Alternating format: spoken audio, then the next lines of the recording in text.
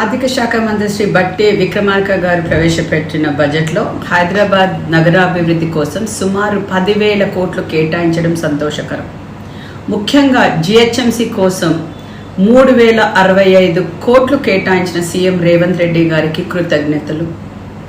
నగరంలో అతి ముఖ్యమైన మంచినీరు, డ్రైనేజ్ సమస్యల పరిష్కారం కోసం జలమండలికి 3,385 కోట్లను కేటాయించడం ద్వారా జిహెచ్ఎంసి పరిధిలో సమస్యలు తగ్గుతాయని నేను అనుకుంటున్నాను.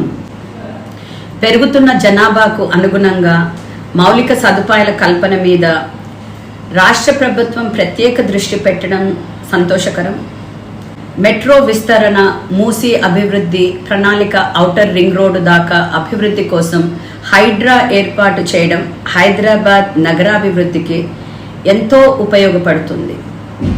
గత ప్రభుత్వం హయాంలో బడ్జెట్లో భారీగా నిధులు ఇస్తున్నట్లు చూపించినా వాస్తవానికి జిహెచ్ఎంసికి మొత్తం నిధులు అందుబాటులోకి రాలేకపోయినాయి. ప్రస్తుత ప్రభుత్వం హయాంలో బడ్జెట్లో కేటాయించిన నిధులన్నీ అందుబాటులోకి వస్తాయని ఇటీవల మన గౌరవ ముఖ్యమంత్రి సైతం హామీ ఇచ్చారు. సీఎం రేవంత్ రెడ్డి గారికి మరి వారి నాయకత్వంలో హైదరాబాద్ నగరం విశ్వనగరంగా అభివృద్ధి సాధిస్తుందని నేను భావిస్తున్నాను.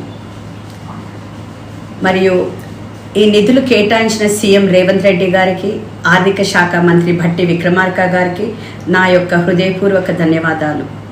Thank you.